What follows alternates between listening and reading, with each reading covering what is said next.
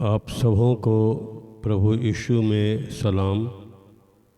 मैं आप सबों के लिए एक छोटा सा संदेश परमेश्वर के वचन बाइबल से रखना चाहता हूँ, जिसका शीर्षक है यीशु मसीह का दूसरा आगमन से संबंधित। यह दूसरा भाग है, सेकंड कमिंग का ये सेकंड पार्ट है।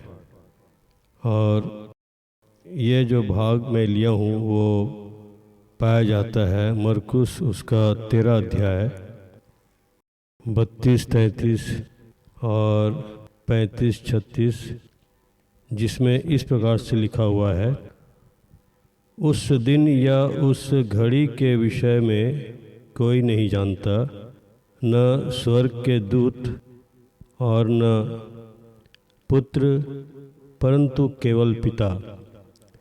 देखो, जागते और प्रार्थना करते रहो, क्योंकि तुम नहीं जानते कि वह समय कब आएगा।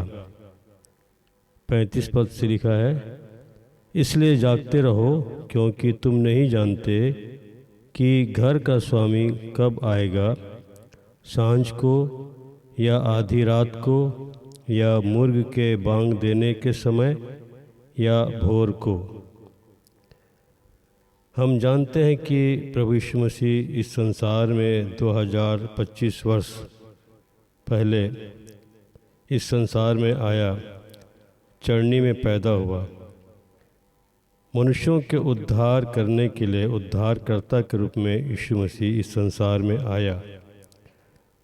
बाइबल के अनुसार से दूसरा आगमन यीशु मसीह अब फिर से आने वाला है।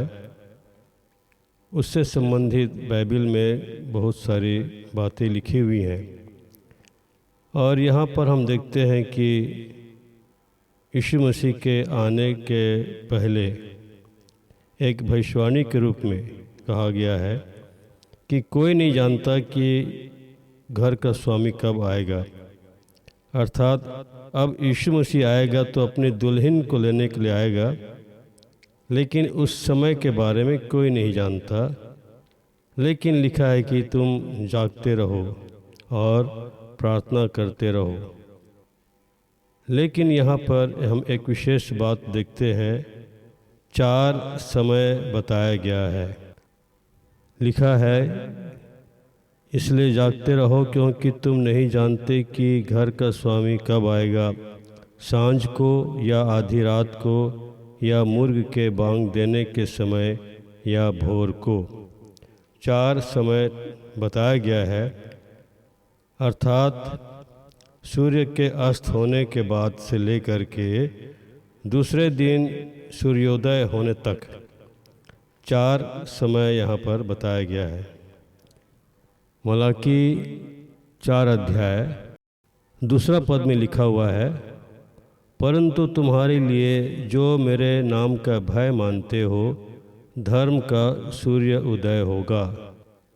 ये धर्म का सूर्य जो यहाँ पर भविष्यवाणी की गई थी मलाकी की पुस्तक में, वो यीशु मसीह के बारे में है। यीशु मसीह को धर्म का सूर्य कहा गया है। और हम जानते हैं कि मत्ती उसका 17 अध्याय 2 पद में लिखा हुआ है, जब यीशु मसीह का रूपांतरण हुआ, वो अपने चेलों को पतरस, यूहन्ना और याकूब को लेकर के एक पहाड़ पर गया, और उस पहाड़ पर उसका रूपांतरण हुआ। तब लिखा है, वहाँ उनके सामने उसका रूपांतर हुआ और उसका मुंह सूर्य के समान चमका और उसका वस्त्र ज्योति के समान उजला हो गया। यीशु मसीह स्वयं धर्म का सूर्य है। वह चरनी में उदय हुआ। जब यीशु मसीह का जन्म हुआ, बैतलहम के चरनी में वो सूर्य उदय हुआ, और उसके बाद जब यीशु मसीह क्रूस पर बलिदान हुआ, वो धर्म का सूर्य क्रूस पर अस्त हो गया।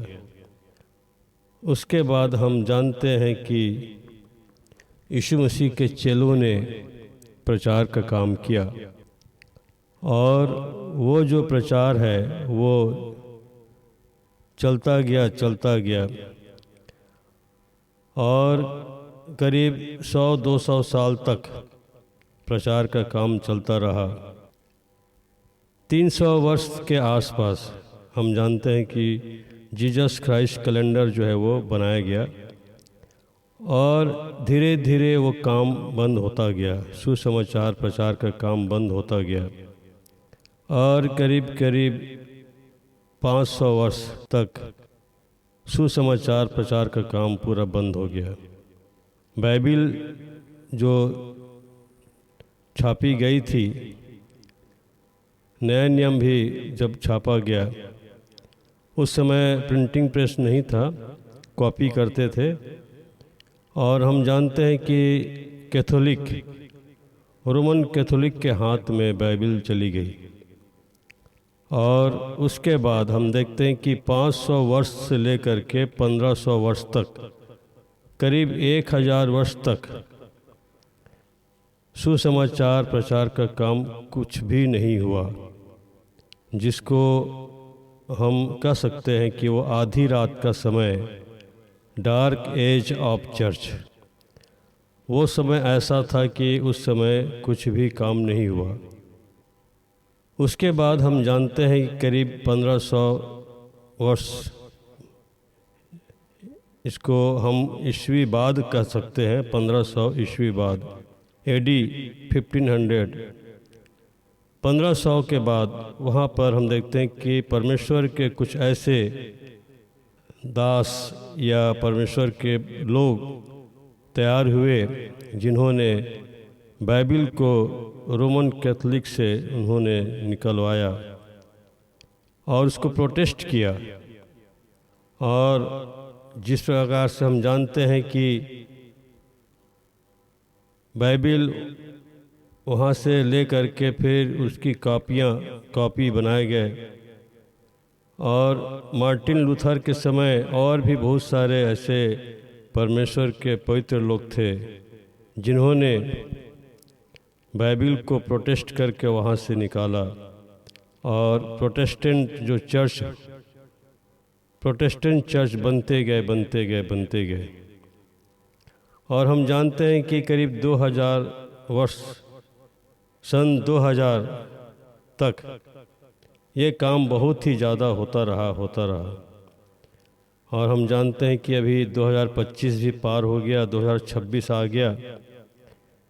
तो ये जो मार्टिन लूथर लोगों का जो समय था, और भी बहुत सारे ऐसे लोग थे उस समय जिन्होंने प्रोटेस्ट किया और बाइबिल को वहाँ से निकाला। ये मुर्ग बांग देने का समय था, वो भी चला गया।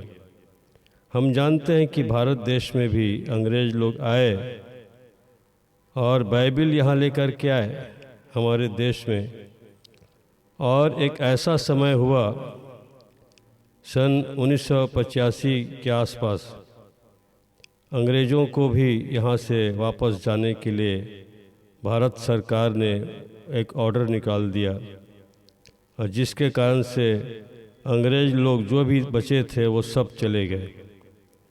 और इस प्रकार से हम देखते हैं कि बाइबिल जो यहाँ पर लाया गया अंग्रेज़ों के द्वारा से, अंग्रेज़ लोग आए तो यहाँ पर उन्होंने सुसमाचार प्रचार का काम बड़ी ईमानदारी के साथ, मेहनत के साथ उन्होंने किया।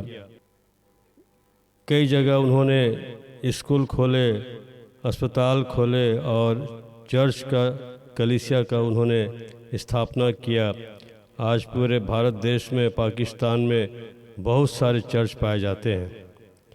और इस प्रकार से हम देखते हैं कि वो समय भी चला गया, और सन 2000 के आते आते हम देखते हैं कि अब फॉरेनर्स इस देश में, अंग्रेज़ लोग या फॉरेन के लोग नहीं के बराबर हैं, प्रायः है नहीं। अभी 2025 भी पार हो गया, 2026 आ गया। तो अब जो समय आ चुका है वो भोर का समय है। अब का समय भोर का समय है। अब भोर के समय के बारे में बाइबिल में क्या लिखा है? बाइबल में लिखा हुआ है होशे उसका 6 अध्याय, होशे 6 अध्याय का उसका 3 पद में लिखा हुआ है।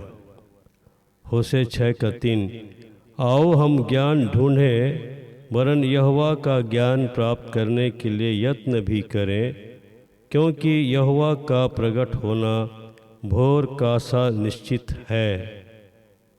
वह वर्षा के समान हमारे ऊपर आएगा, वरन बरसात के अंत की वर्षा के समान, जिससे भूमि सिंचती है। यहाँ पर साफ साफ लिखा हुआ है कि यहोवा का आना भोर का सा निश्चित है।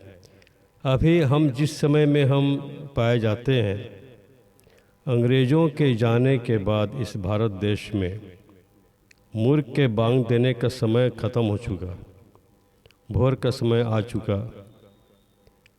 और मार्टिन लूथर लोगों का भी समय बहुत साल पहले सब ख़त्म हो चुका, चला गया। और अब का समय केवल भोर का समय है, जहाँ पर हम सब जीवित पाए जाते हैं। और ये बिल्कुल अंतिम समय है जब यीशु मसीह आएगा अपनी कलीसिया को लेने के लिए, दुल्हन को लेने के लिए, पवित्र कलीसिया को लेने के लिए यीशु मसीह आने वाला है। परमेश्वर खुद चाहता है कि ये कलीसिया शुद्ध और पवित्र हो। जिस प्रकार से यीशु मसीह पवित्र है, परमेश्वर पवित्र है, पवित्र आत्मा पवित्र है, उसी प्रकार से कलीसिया को भी पवित्र बनना पड़ेगा। कलीसिया को शुद्ध और पवित्र बनना पड़ेगा।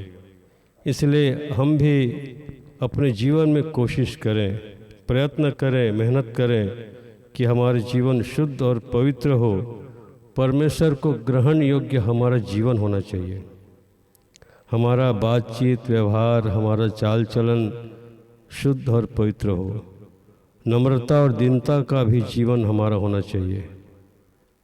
और धीरज और संयम और अनेक प्रकार के जितने भी आत्मा के फल पाए जाते हैं हमारे जीवन में होनी चाहिए। और हमारे जीवन के द्वारा से परमेश्वर को महिमा मिलेगी। परमेश्वर हमारी सहायता करता है, वो करेगा। और हमें पवित्र आत्मा हमको मांगना है परमेश्वर से कि हे पिता हमें पवित्र आत्मा दे, ताकि हम पवित्र आत्मा की सहायता से आत्मिक जीवन में हम आगे बढ़ते जाएं। क्योंकि हम नहीं जानते कि यीशु मसीह कब आएगा, लेकिन बाइबल के अनुसार से यह निश्चित है कि भोर का सा आना निश्चित है। अब अभी हम जो समय हम जो गुजर रहा है, ये जो समय चल रहा है, भोर का भी अंतिम समय है। जैसे कि हम सोते हैं रात को, रात लंबी समय रहती है, लेकिन भोर का समय बहुत थोड़ा समय रहता है। और अभी हम जो चल रहे हैं बिल्कुल भोर का अंतिम समय है। इसलिए हम सावधान रहें। क्योंकि यीशु मसीह आएगा, बादलों पर आएगा, कलीसिया को उठा कर ले जाएगा। उसके बाद तुरंत ख्रिस्ट विरोधी अर्थात एंटी क्राइस्ट का आगमन तुरंत होगा और वो बहुत कठिन समय होगा। अभी अनुग्रह का समय है और इस समय हम अपने आप को तैयार करें, क्योंकि उसके बाद अनुग्रह नहीं रहेगा। इसलिए हम अपने आप को जांचें और प्रतिदिन परमेश्वर के वचन को पढ़ें, प्रार्थना करें और परमेश्वर के लोगों की संगति करें, वचन की संगति करें। और जो परमेश्वर का भय मानते हैं उनके साथ हम अपना जीवन व्यतीत करें। और इस प्रकार से हम प्रतिदिन आत्मिक जीवन में आगे बढ़ते जाएं। परमेश्वर आपको, मुझको, हम सबों को आशीष दे। इन वचनों के द्वारा से परमेश्वर हमें आशीष दे। धन्यवाद। सबों को सलाम।